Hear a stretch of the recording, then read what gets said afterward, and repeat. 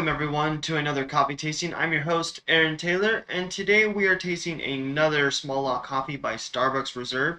Today we are tasting the Rwanda Hingakawa. This is a really important coffee because it's a symbol of just the world changing around us and how we can create a better environment not just for a single group of people but for everyone, and that includes providing better jobs, equality, and also fair trade and ethical sourcing. And so this coffee is very important in terms of the story where it comes from and the women who run this farm. Super awesome, really amazing, very, very inspiring story. For those of you guys who are joining me for the first time, welcome. It is an honor to have you here joining me for these coffee tastings. And for those of you who are returning, welcome back. It is an honor to have you back, and your passion for coffee truly shows if you've been to more than one of these coffee tastings. So for those of you who are joining me for the first time, I like to brew my coffee 3 different ways. That way we get to explore the different flavor notes that a single cup of coffee has to offer. And so with the 3 different brewing methods that we have here, we have a French press, Chemex, and pour over. It's going to give us different flavor notes depending on the amount of oils, sediments that we get in the coffee.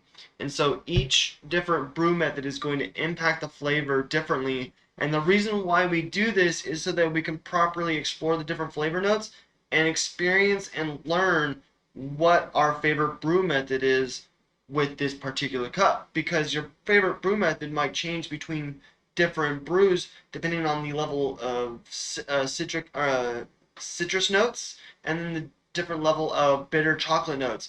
And so with the different brew methods that we choose here, we're choosing to bring out different flavor notes, and then after we taste the coffee, we get to really explore what brew method is our favorite for this particular blend of coffee or particular single origin coffee. So with the pour over coffee, we are going to get a little bit more oils compared to sediments than the other brews. We have a paper filter that's going to absorb a lot of the sediments, but it's going to catch just a little bit of the oils, but a lot of those oils are still going to pass through the paper filter. And because of this, it's going to impact the bright flavor of this particular cup of coffee. And so with the Chemex, we have a paper filter, but it's a triple paper filter. So we're still catching all those sediments that we would normally catch on the regular paper filter, but because we have that extra layer of paper, we're going to catch more oils. Because we're catching more oils, we're going to tone down those bright citrusy notes or those bright roasty notes, depending on what flavor notes that this particular blend has. And we're going to allow some more of those bitters to come forward, giving us a more balanced cup of coffee. Now, when you brew a pour over and a Chemex, you want to let your coffee bloom when you pour the initial bit of water. And what that does is it allows the air that's trapped in between each of the individual grinds to rise to the surface. Because if we pour all our water all at once, we're going to push that air down and we're going to create a barrier, and it's going to slow down our brewing process. We're going to overbrew our coffee, and then we're going to end up with a bitter cup, over extracted. It's not going to taste great. So making sure that we brew our coffee correctly and that we follow the proper practices of a brew method is going to ensure that we get the proper flavor of that particular coffee. And making sure we get the proper flavor out of the coffee is very important because it's us paying tribute to the people who put a lot of work into this coffee and making sure that we get the flavor notes that they want us to taste. So when farmers grow coffee, they go through a very lengthy process of testing, trials to get certain flavors. And so there's a lot of work that goes into making sure that the farmers get the flavors that they want you to taste. Then they hand it over to the roasters, and then the roasters also have their processes that they bring out certain flavors that they want the drinkers to taste as well. So we have 2 steps that are very lengthy in process where it's all about making sure we get the right flavors in our beans. And then the coffee ends up at our table. And it's up to us to make sure that we grind our coffee right, use the proper proportions, the right amount of water and freshness of water, so that we can get the flavors that's intended for us to taste. And that's just us paying tribute to the people's hard work of growing this coffee, because it's not easy. There's a lot of work, takes a lot of time, and that's just how we honor the people who grow our coffee, is by properly brewing our coffee so that we can get the flavor notes that they want us to taste. Perfect. So small lot coffees are very important because they have a little bit more impact on the farmers who grow the coffee. With core coffees, where there's like a mixture of all different regions, they end up getting sent to like a third party processor, and then it gets into the roasters. And what that happens is there's another middleman in between us and the growers, and they just don't make as much money as they could. And so with the single origin coffees, a lot of these single origin coffees, and especially these small lot coffees, they have on-site processing plants where they process the beans there, and then they dry them in the beds there. And that's really important because it gets rid of that extra processing from a different person, and allows the farmers to make more money. Yes, they're doing a little bit more work, but then at the same time they're receiving more of the money at the end of the day, which is very important because that's what ethical sourcing is about, is making sure that the farmers get paid the fair wage that they deserve when it comes to growing whatever they're growing. And in this case, a gourmet cup of coffee. And so small lot coffees have a major impact on the farmers who grow it because they see a lot more of that money, because they process the coffee on site and then send it to the roasters rather than having to send it to a central processing plant. And so with this particular cup of coffee, we're getting notes of blood orange, floral aromas, and then we're also going to get melon with a brown sugar sweetness. So it's going to be a very, very bright cup of coffee. We're going to get that intense blood orange flavor, and then we're also going to get some intense floral notes as well.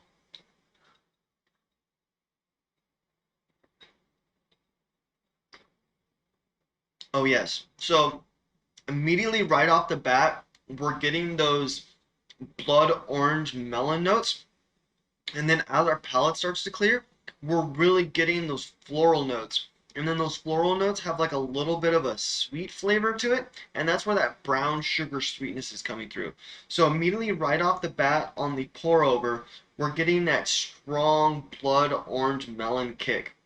It's got a super bright citrusy flavor with a subtle melon sweetness. It's really pleasant. A little bit too much of a citrusy kick for me, but it's still at the same time, it is a very pleasant cup of coffee.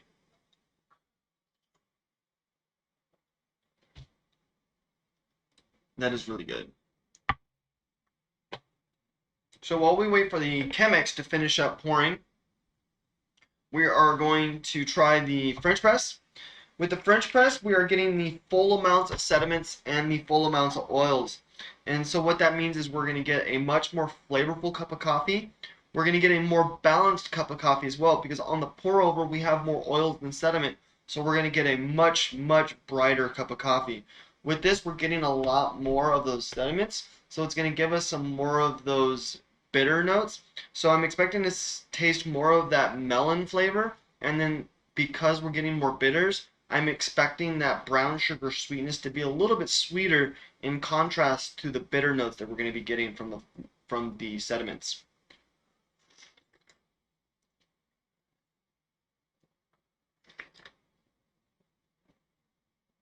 Oh yeah, so initially right off the bat, we are getting that blood orange flavor, but it's not a super citrusy kick like it was on the pour over. We're getting those subtle blood orange melon flavor notes. And the thing to think about blood orange is a citrus fruit, but it's not as citrusy as like a lemon or a lime. So it has those citrus notes, but it's more tame. And so that's what we're really getting in this, is we're getting that much more tame citrus flavor that you would expect from a blood orange. When we do the pour over, it's very, very bright, and then you get that melon sweetness, which kind of kicks up that brightness. And so it's pretty intense. It's smooth, but it's a surprise almost. And so with this, we are getting a more subtle citrusy flavor with that melon sweetness, and then we get a much more smoother floral flavor as well. So with the floral flavors on the pour over, we get a little bit more of a lingering flavor towards the end. With this, we get the floral flavors, but they don't attach itself to its tongue, so we get a clear palate afterwards, with being left over with that brown sugar sweetness. Really good. Super mellow. Super mellow. I really like that a lot.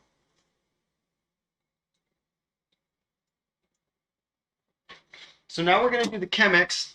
With the Chemex, it is a triple paper filter, and then the paper filter is also slightly thicker than a regular Melita Benz filter.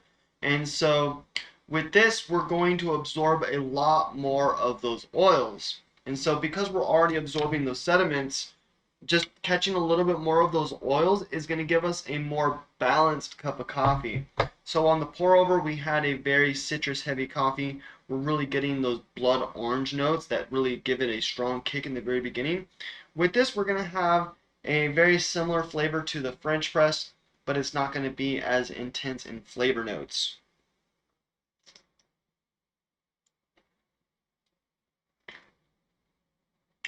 Oh yeah, so we're definitely getting a little bit more of those bitter notes right off the bat. We're getting a lot, very heavy melon flavor, and so those blood orange notes aren't as predominant in the Chemex like they were in the pour over because we're not getting as much of those oils. And so because that blood orange flavor isn't as predominant, we're actually tasting the melon a lot more in the Chemex than we do in the pour over or the French press.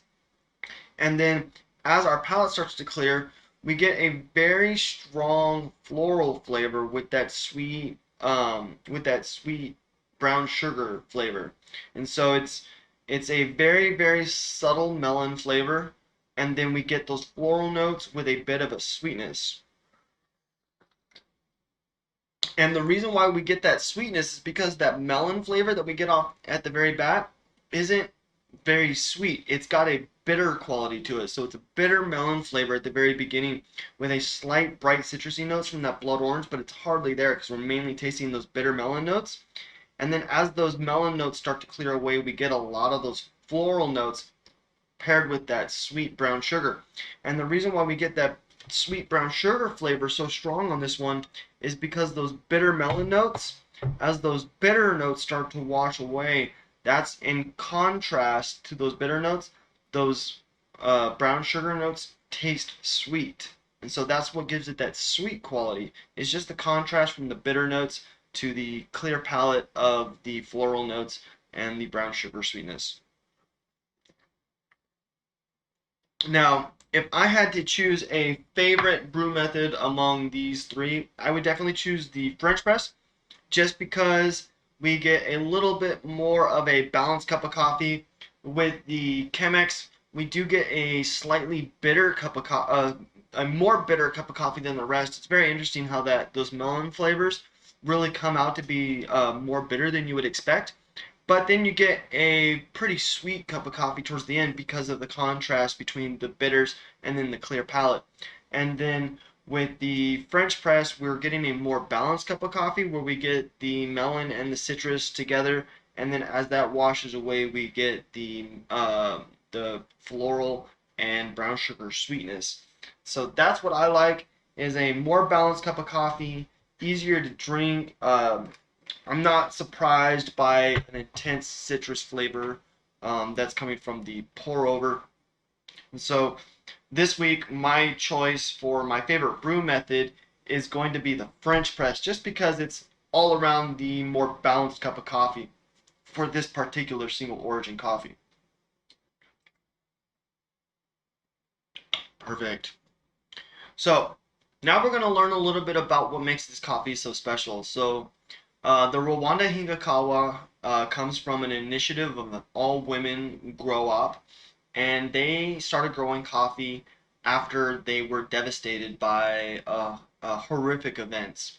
And so, just to go back a little bit in time, the area in this particular area in Ethiopia and a lot of this region of Ethiopia and also Kenya, the land was taken from the people by British colonialism and then also German colonialism. And it all had to do with farming and taking farmland to provide food for their armies. And then also at the same time, to continue growing coffee, they started taking over the coffee plantations and growing coffee for themselves so that they can keep it to themselves. And so what happened is a lot of these people ended up getting displaced or forced to work on cheap or free labor. And also there was a lot of rebellion because a lot of the people in this area didn't like that. And with that came a lot of um, genocide. So a lot of people were killed, unfortunately. And so this area of the world has seen major devastations when it comes to colonialism, that are being displaced and their land being taken from them, and then trying to resist and then being killed at the same time. And so this area of the world has a very, very dark history. And then it just continued to get dark as we progress into the future. And so after World War II, Ethiopia and Kenya started to gain their independence, but it was a lot of trials and tribulations in the process. And then at the same time, there was an unfair distribution of land. And so one of the tribes that existed before everything had happened had only a certain amount of land. And then when the land was redistributed to the different tribes of Kenya and Ethiopia, one of the tribes got pretty much a majority of the land when they pretty much only held like 10% of the land before. And so what happened was, in order for this tribe to keep the land that was given back to them, they actually had to go to the different tribes and commit genocide. They would go through the different tribes and they would kill the men and children so that these tribes couldn't revolt back against this bigger tribe. And so that was the way that they secured their land, is by going around and killing the men and children. And so we have a group of people where their land was taken from them, where they were forcibly to work and continue to grow coffee at a free or low labor. And then once they get their land back, it was given back to them unfairly. They didn't actually get their land back. A group of people got all the land, and then they went around and took measures in order to keep that land. And so with this particular cup of coffee, it comes from a group of women who were impacted by the tribe going around and committing genocide and securing this land for themselves, making sure that this particular tribe couldn't revolt back against them. And so these women have taken a brave step in a part of the world where doing so could get you killed or stoned, and they have taken the initiative to become leaders in their area, and taken the role of leadership and growing coffee, and not only just growing coffee, but taking that bold step to sell to a roaster and be that single origin farmer who they're directly sourcing their coffee to an outside country. And so the dangers of this is that that same tribe that's going around and trying to keep them suppressed can see this and retaliate. And so that's what makes these women in this farm so brave, and it's so admirable that they do this, because they come from a part of the world where if they were to take up a role of leadership or do anything like this to impact their area, um, they are in danger of being stoned to death, or just being um, executed. And so the bravery that it takes for them to be able to take this step and take a role of leadership and just start their own initiative is just amazing. And then the other part about it as well is how it impacts the neighboring area. So you have these neighboring farms, neighboring countries that see these women who have taken up a role of leadership. They've taken charge and they've started growing coffee and they're making their own money. And not only are they making their own money, but they're making good money because it's ethically sourced and it's fair wages, so that they're actually able to grow and thrive. And so people around them see this, and they see important, brave steps that they've taken to become leaders in their area, and it inspires other people in that area who aren't allowed to be in a role of leadership, who aren't allowed to have an education, to go out there and seek leadership and seek an education. And you see these people making these brave moves, and it inspires you to make those same brave moves depending on where you live. And so that's what makes this coffee so important, is that these women, not only are they making a brave step for themselves, but they're making a brave step for all other women and all other communities in this area that can't take a step up and can't fight for themselves. And so it's really cool to learn how coffee not just impacts the like us at home, but it really impacts the people around the world, and how it helps shape the communities of the people who grow it, and how it can really inspire other people around them. And so with the growing of coffee, we have the Hingakawa and the Abakundakawa initiative, which are both very similar initiatives. And with those, and as they grow, they're going to inspire more initiatives where a lot of these tribes are going to start to do things on their own and start to grow, and with the support of other governments and stuff like that, they can be protected and make sure that this particular tribe doesn't come through and erase all the hard work that they've done.